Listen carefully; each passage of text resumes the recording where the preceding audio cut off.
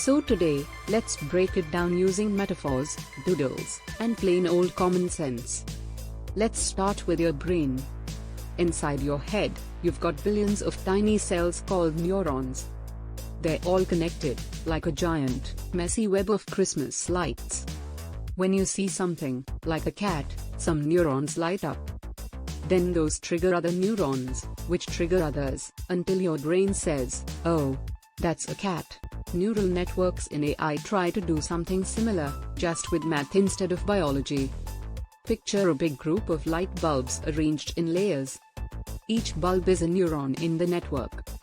When you show it an image, certain bulbs light up, pass their signal to the next layer, and on it goes, until the final layer lights up and says, "cat," or "hot dog," or "not a hot dog."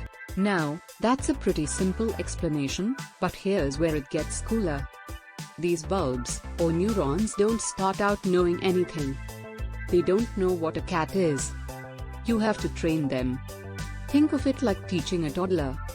You show them a picture and say, "This is a dog." Show them another, "This is also a dog."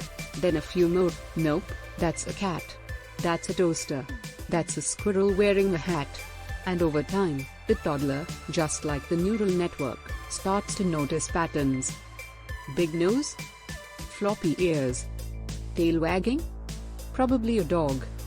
Neural networks learn in a similar way. You feed them lots and lots of examples, sometimes millions, and they start connecting the dots.